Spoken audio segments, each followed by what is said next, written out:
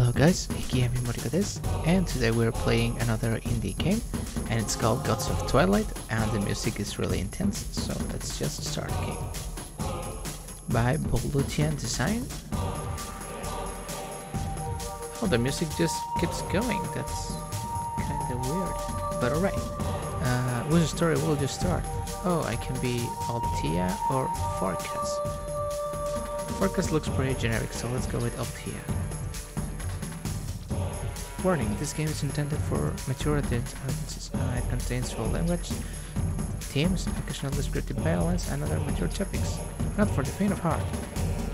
Alright, so if you don't want that, get out of here now. Oh, this is a lot of instructions. Let's just go. An age of the axe, an age of the sword, an age of storms, an age of wolves. Shields will be cloven before the world sinks in the sea. There will be no one left who is true to another. The Poetic Edda, Bubbles, Stanza 44, Chapter 0, Altia Part 1. So I think this is a visual novel. The sounds of battle surround me. I look around at the chaos. You know the drill for visual novels in the channel? It's like 20 minutes tops, so let's see how far we get. There's something I'm supposed to do, but how? Where? Where are the others? They were supposed to help me. So are we soldiers? Gods? No, they are turning and fighting him. This isn't how this is supposed to go. And another voice tells, stop. He isn't our enemy. He needs to do this or else. The voice is both familiar and unfamiliar, yet it comes from within me. It feels its urgency as my own. I rush forward. He's attacking them now in return. I have no idea what is happening. Ambitiously but not outnumbered. The outcome is now all but certain. Suddenly I'm on the ground, warm blood pouring down my face, and I'm dead. Is it mine? What happened? My vision fades. A figure stands over me, and a blade jabs down from above. Well, I'm a traitor. To say that. Uragiri Mono. A swell of music pulled me back to the physical world, my alarm. Oh, this room is really cozy. What an intense dream. Oh, it was a dream, never mind. As if I'd be fighting for my life. What's this? I blink, bringing my eyes into a focus as I mentally summon my heads-up display. To shut off the alarm. Oh, this is like futuristic stuff? Are these some apps? The news and a chat? Honestly, this... Alright, let's go. Well, maybe I can snooze for 10 minutes.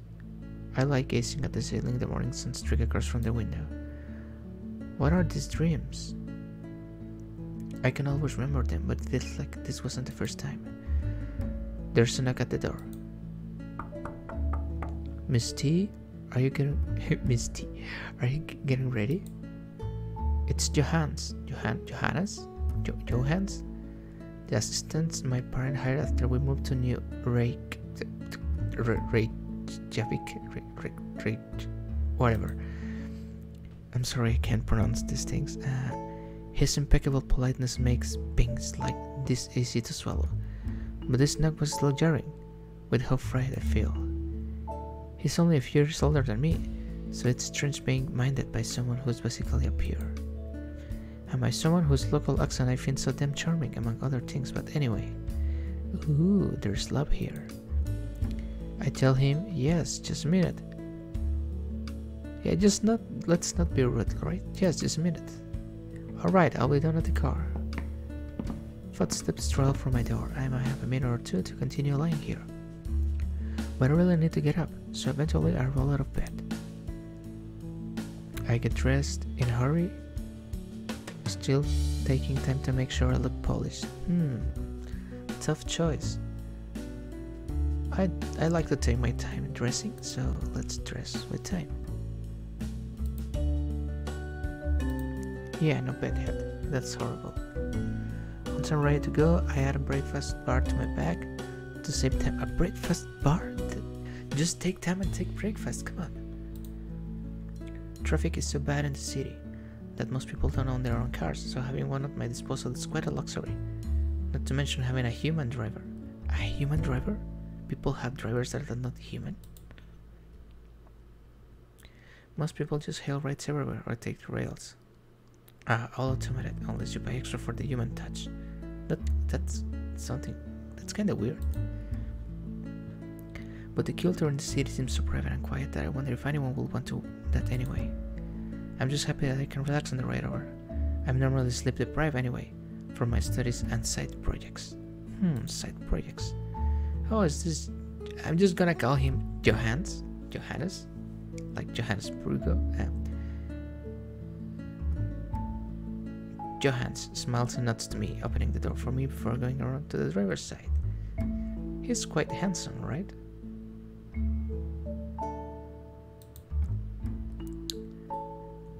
I'm just gonna make a voice. You are looking quite sharp today. He doesn't normally comment on my appearance, so the compliment catches me off guard. Is he just making conversation, or does a part of him behind the polished professional exterior actually find it attractive? Alright. Whatever, it's nothing to get worked about. Altia. Look how smooth is Altia. Yeah, just because I'm ready for a nap on the inside doesn't mean I can make my outside ready to take on the world. Of course. So, we speed off in the... oh, that's a fancy car. This kind of looks like cyberpunky. He plays a podcast about recent news. He might not share much about himself in his professionalism, but I learned that he prefers to spend his spare brain cycles learning things rather than simply listening to music. Oh my god. It took a while to convince him that I really had a preference regarding what we listened to, but I'm glad I did. I always end up hearing something interesting during our drives. Female voice on podcast. I mean, sure, North America has plenty of underground seasonal storm shelters, but they're only able to house people for a few weeks at a time. If this year is anything like last year, they'll need to expand their infrastructure down there, so people can be outside. But where are people supposed to go in the meantime? Male voice on podcast. That's up to our governments to figure out, but in the long term, we just need more ocean platforms if we're going to be climate robust. Ocean platforms like the one we are on. Oh, that's nice. Oh, this looks nice. Yeah, it looks nice. New Reykjavik. It's a synthetic island floating atop the rising sea, built as a refuge for the inhabitants of the old capital, now submerged under the Atlantic. Unlike a real island, it can move like a large slow ship, but that's enough to avoid the worst hurricanes and other storms so long as the forecasts are accurate. Yeah, that's really... what's this? That's really dependent of the forecast, right? It's strange to imagine how people used to be able to just live on this planet with nothing, no special tech to make the place habitable for them, just sit out in the nature and somehow be okay. Yeah, but we can go and sit outside now. Crazy, right? I mean, I know it must be like that, but it's hard to imagine actually living that way. How did we end up so far from that? Climate change? Each year similar enough to last, but the sea creeps a little higher and the storms hit a little harder. And after a while, I guess it just adds up. That's not... well, that's true, but that's sad. Finally, we arrive at school. I thank Johannes for his company, quite though he was for most of the ride. He'll stay out running the house errands for a while, and meanwhile I'll be here. So basically a butler. As bossy as school makes me, I can't help but feel like my time is being wasted. I'm happy to learn, but I guess their priorities aren't the same as mine. Yeah, it happens a lot of the time, right? Just school doesn't cut it for everyone. The things I most want to learn aren't the things we're covering right now, or the things required for matriculation exams. So I give them what they want, then lose sleep doing what I want. Yeah, it happens a lot, right? I think that's a problem with the education system. If we stayed in another country, I might be at university by now, with more freedom to choose my own studies. But courses at the gymnasia, Iceland's equivalent of high schools, go to age 19, so here I am. Oh, to 19? Oh, that sounds horrible. I'm sorry for Iceland's gymnasia. I hit the one. I have to look into that later. Sounds interesting. I had the one class after another in rooms with round clusters of displays where students sit to do the day's exercises while instructors circulate and help whoever is struggling. In literature, it's independent reading exercise today. In computer science, it's a group exercise. In bio, we have some wet lab stuff to do, so it's lab benches instead of electronic displays. We really do stuff like that, and the change of pace is nice. We gather reading assignments to prepare for the. By the way, nice word building so far for the next session and shuffle ourselves along the next class. The classes are well done, but it's more like a game of ticking all the boxes for the requirements, rather than going after knowledge because there's something in particular we want to learn, or because we want to do something with that knowledge. At lunch, I sit with a few other students I've been getting to know. Yeah, I want to meet your friends. I haven't been in this country long, but it's pretty lonely without friends I can see outside the internet, and I get along well enough with these guys. Yeah, look at this guy. Look at his hair. It's funny. It's a funny guy, I bet. Or more. Oh, hey, Tia. And look at this girl. I like her hair. It's nice. Look at this guy. Look how he's standing. Peter, with double T. So I'm gonna call him double T. So the posh princess decides to honor with his. Oh, I hate this guy. Altia. Yes, be grateful, peasant. Wow. Miranda? I guess this is Miranda. Come on, you don't have to give her such a hard time. Yeah, Miranda's nice. And Double D says, I'm like barely with her. And look at her, she's perfectly fine. Effing with people is how he shows affection. Yeah, I hate that kind of people, and that's not showing affection. You don't need to explain me, Miranda. I'm just gonna give him that voice. Anyway, I'm ready for a nap. I think I'll just stay here for the rest of the day, KK. Alright. He's resting his head on his forehands while I fallen in front of him on the table. Were you ever late? Nah, I just hate my life. Same, man. Well, I don't really, but you know, it'd be like that sometimes. So, the usual. Yep. Let's all hate life together. Let's go, bro. My voice is an ironic imitation of kindergarten teacher gathering everyone for a class activity. Let's just hate life together, kids. Something like that. And party.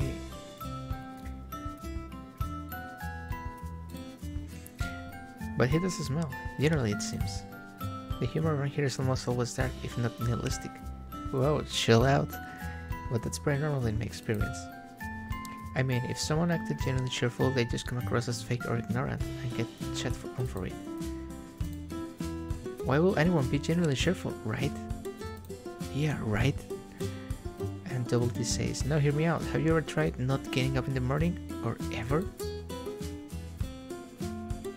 Alright. And it's going a bit far, Peter.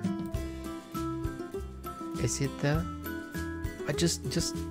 Can I remove this guy? To be honest, it bothers me a bit as well. Joking about depression and suicide and such things are just a matter of course. But maybe joking about it helps? At least more so than pretending these things don't happen. Well, it depends, right? I consider asking what they think about all that, but I hesitate. I don't know them that well yet. And heaven forbid I say anything truly hurtful in front of my peers. Yeah, when you can open your heart with your friends, I don't think they're really your friends, but since you just met them, I guess that's okay. Yeah, just keep my banter. Yeah. After class, when I'm allowed to turn my phone back on, I see a blip to one side of my vision. It's a notification on my head. It's up display. A message from Johannes. Ooh, holographic Johannes. I give the mental command to open the meshes and my phone transmits the image of Johannes to my head. To my eyes, he appears in front of me like an hologram. I'm the only one who can see the augmented reality overlay. I'm afraid your parents have asked for my help with some urgent last-minute business, so it'll be an hour or so before I'm able to pick you up. The message is just a recording so I can respond directly, but still. What business? I guess he didn't feel at liberty to share. I'll let you know when I'm free. I don't hear from you otherwise. Stay safe.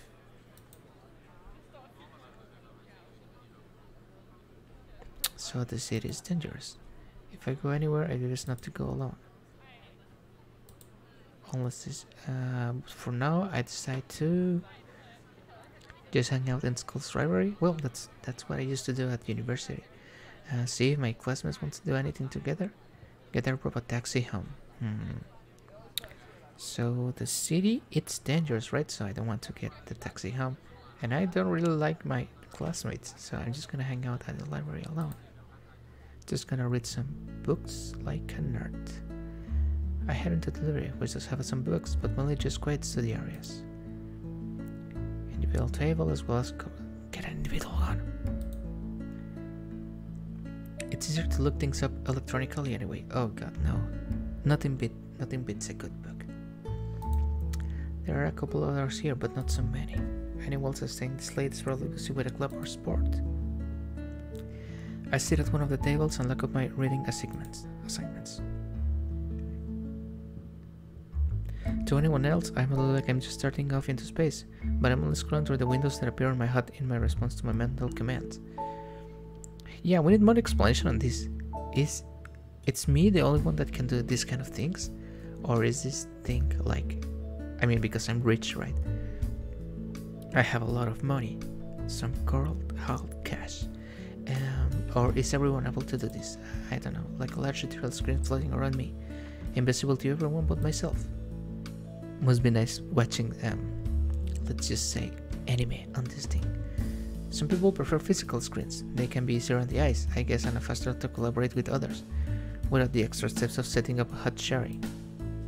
But a lot of times it's easier just to do what I'm doing now. Might as well get started, only I can't seem to focus. I find myself distracted by a newsfeed I open over in the sidebar. So, which one? Some headline about crops dying on the mainland since spring conditions weren't met for them to sprout again this year. Not hard to imagine, it's getting into late March but still uncomfortably chilly, even with the other climate controls within the city. It's strange the ice caps melt as the sea rises, but the weather is so unpredictable that we never really experience summer either. Oh, that's not good. Of course, but when the thick clouds constantly covering the sky and the artificial lighting of the city, day and night doesn't make much difference either. That can be healthy, right? Like an eternal twilight. Oh no. I really don't know what the more formal general house to keep the population fed. At least whatever, it's already in good shape in that regard. Plenty of hydroponics on the lower decks of the city. It's part of the reason my family moved here rather than Europe. It's safer than trying to put down roots into freezing or flooding soil. Well, I guess they could put greenhouses on the top deck and try to use natural light, but since the light and temperature are not great up here, anyway, the citizens probably prefer to live where they can see the sky. I read a bit more.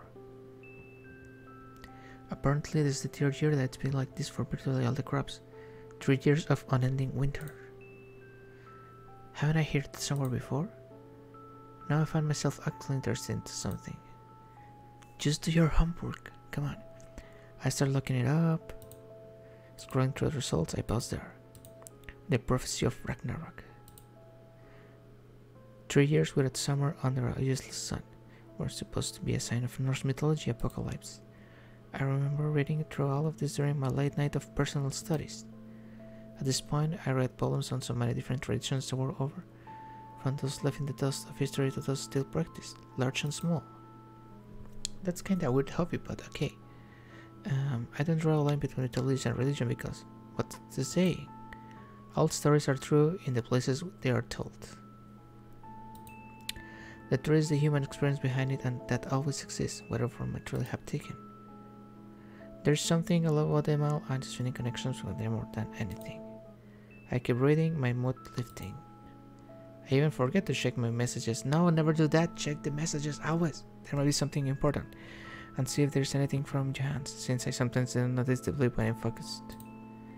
Before the years of an ending winter, there are predicted to be 3 years of war all across the world. I pause and think back.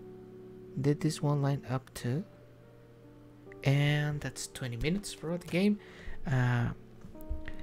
Well, the premise, the world building is really well done. The premise is interesting, but it kind of moved too slow to really get to an interesting point in the video. So definitely, if you guys want to know the rest of the story, just go download the game and play it yourself. You know, I always recommend to do that. And thanks for watching. I will see you in the next video. Goodbye.